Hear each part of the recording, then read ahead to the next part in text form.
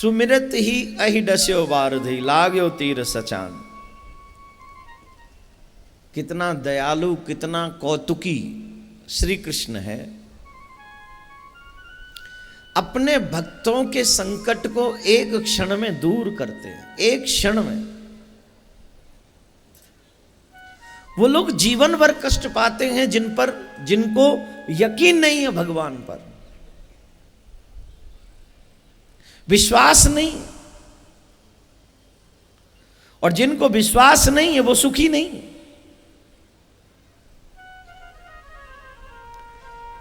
जीवन में एक बात याद रखना, जितनी जल्दी तुम्हारे संकट परमात्मा दूर कर सकता है, इस दुनिया में कोई माई का लाल नहीं है जो तुम्हारे संकट इतनी जल्दी दूर कर दे या संकट भी दूर करे, कोई नहीं, कोई भी नहीं है। प्रसंग में पीछे रह गई कथा, समय के अभाव में सुनाई नहीं आपको। गजग्राह युद्ध। गजराज जो अपने परिवार में मदमस्त रहता है, अहर्निश 50 पत्नी 300 बच्चे, उसी परिवार में अहर्निश मस्त रहता है। बहुत से लोग हंस रहे होंगे, 50 पत्नी, अरे कोई आदमी थोड़ी जो एक ही करेगा, दूसरी करेगा तो पहली बार शिकायत करे आप हाथी है, जितनी चाहे करे। और पहले तो राजा महाराजाओं के भी काफी रानियां होती थी। वैसे मैं आपको एक बात, पहले दिन आप लोग जब आए, दूसरे दिन गर्मी, हाय मरे गर्मी, हाय मरे गर्मी। अब वो गर्मी लग रही का? कैसो आनंद कर दियो ठाकुर जी ने। मैं आ रहा हूं तो मौसम ठीक ठाक कर दो, ना करो बताओ। मैं जब जब आ रहा हूं तो कहूं वर्षा जरूर होते भागवत में, होते कि ना बताओ।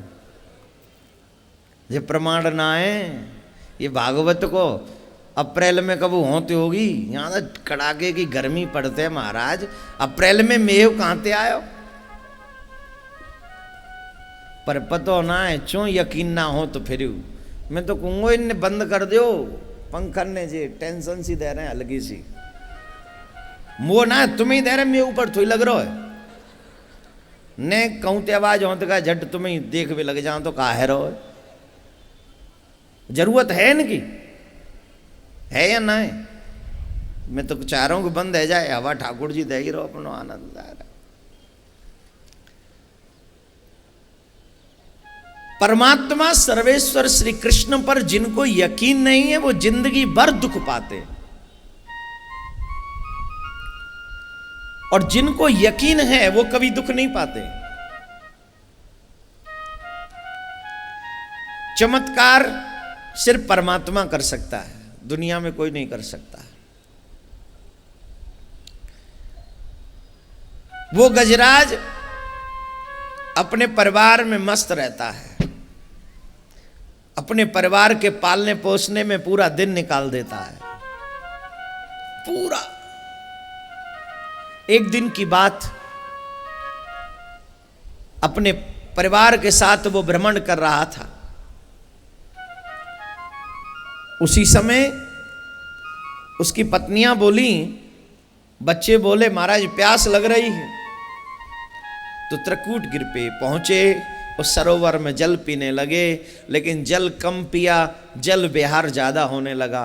कभी सूंड में जल ले तो बच्चों के ऊपर, कभी सूंड में जल ले तो पत्नियों के ऊपर, ऐसे वो जल कीड़ा करने लगा।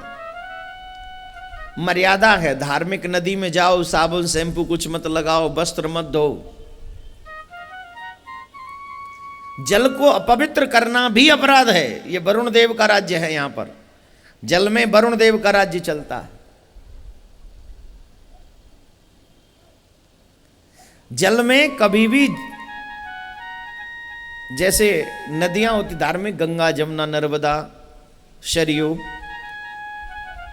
संगम पे आप जाते हैं, हरिद्वार जाते हैं, जमुना जी, वृंदावन, आपके आगरा में आप जाते हैं, तो कभी भी कोई भी स्नान के वक्त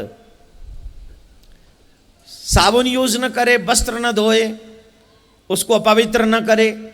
बहुत से लोगों को मैंने देखा वो ब्रुश भी वहीं करेंगे। गंदी बात है, बहुत गंदी बात है। भगवान कभी माफ नहीं करेगा। ये वो पवित्र नदियां हैं जिनके दर्शन मात्र से जीव के सारे पाप समाप्त हो जाते हैं। आप उसको पवित्र नहीं कर सकते, वरना आने वाली पीढ़ी हमारे नाम पर थूकेगी, कहेगी कि तुम हमें क्या छोड़ के गए हमारे लिए।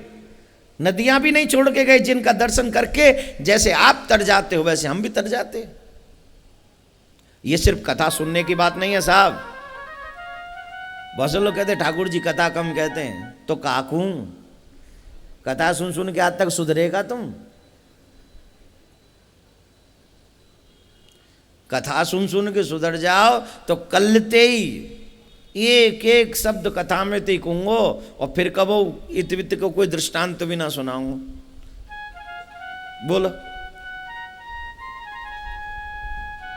कथा को सपोर्ट देता हुआ सत्संग जरूरी है। जो हमारे जीवन में छोटी मोटी घटनाएं हैं उनको उदाहरण के तौर पर हमें बताना पड़ेगा। क्या पता सब तो नहीं, लेकिन कुछ तो सुधरेंगे। आज मैंने कहा कि गंगा जमुना नर्मदा में जल में शैम्पू नहीं, साबुन नहीं, वस्त्र नहीं धोने चाहिए, तो यहाँ 10-15 लोग ऐसे जरूर है जो आज संकल्प कर लेंगे कि आज के बाद हम ऐसा नहीं करेंगे। 15 तो सुधरे कम से कम। अब मैं यह बात बोलूँ ही ना तो वो सुधरेंगे कहाँ से? इसलिए बोलना पड़ता है मेरे भाई बहन, बहुत जरूरी है। हमें मान मर्यादाओं, अरे तेरे एक एक स्नान घर बनाने में कितने लाखों रुपए आप लोग लगाते हो महाराज। वो लगाया हमने, वो कौन सा होता है, वहां में चले जाओ, अपने आप गर्म है जहां तो आदमी, हाँ गर्म है जहां तो ठंडो ना है, लगाया कछु। बोले भाई आई ना नहीं, सबसे पहले हम ही लगाएंगे। चल आ जाए भगवान करे तो। हकीकत बात है। काम क्या करना, बोले स्नान करने जाना है, उसमें एक स्नान घर में आज का व्यक्ति लाखों रुपए लगा देता है। और भाई तो कहवे जाओ कि चलो ने परिक्रमा करया में आए के स्नान कर लिए हमें, कहाँ है टाइम, देख तो रहे हो, धोता है ते सांझ है जहाँ ते दुकान पे निकले हो, जहाँ तो होगो जाते कोई। राधे राधे बोलना पड़ेगा, जोर से बोलना पड़ेगा। ना समय अच्छे काम काज ना समय तो लाखों रुपए स्नान घर में लगाते, तो वहाँ के साबुन लगाओ और क्रीम लगाओ, करो यहाँ स्नान। लेकिन धार्मिक नदियों में जाते वक्त हमको उसकी सुरक्षा रहा। तो ये नहीं कर रहा है, ये इस जल को अपवित्र कर रहा है, तो जल में जो ग्राह रहता है उसको लगा कि ये मेरे निवास को अपवित्र कर रहा है। उसने आकर ग्राह ने गजराज का पाम पकड़ा और उसे नीचे खींचने लगा। और जब नीचे खींचने लगा तो बहुत देर तो वो मदमस्त था, इग्नोर करता रहा। ठीक है देख लूंगा, अभी कोई होगा, मेरे बल के आगे कौन टिकेगा, अभिमान तो है ना। लेकिन जब उसे लगा कि नहीं ये मेरे बल की बात नहीं है, ये तो मुझे नीचे ले ही जा रहा है, जल में डूब जाऊंगा, फिर उसने अपना बल लगाना शुरू किया। बल लगाना शुरू किया तो देखा मेरा बल काम नहीं आ रहा है। ये जो पुरुष है ना, इस पुरुष के अंदर अभिमान कूट कूट के भरा हुआ है। ये स्त्री से तब तक सपोर्ट नहीं मांगता जब तक ये पूरा टूट न जाए। हाँ या ना बोलो, भाई लोग बताएंगे। जब तक दुकान बिक न जाए, जब तक घर गिरवी न रख जाए, तब तक नहीं कहता कि तुम अपने गहने हमें दे दो। बोलो कहता है? ये गहने कब मांगता है? जब दिखता है कि अब कोई साधन बचा नहीं है, तब कहता है देवी कुछ सपोर्ट करो, मायके से ले आओ। बोले मायके तो पहले से ही तुमने खाली करवा दिया। फिर बोले अब जो कछु हो सो चूड़ी बूड़ी जो कछु हो। बोले चूड़ी कहाँ है, उन्हें ले तो गए तुम बाद ना।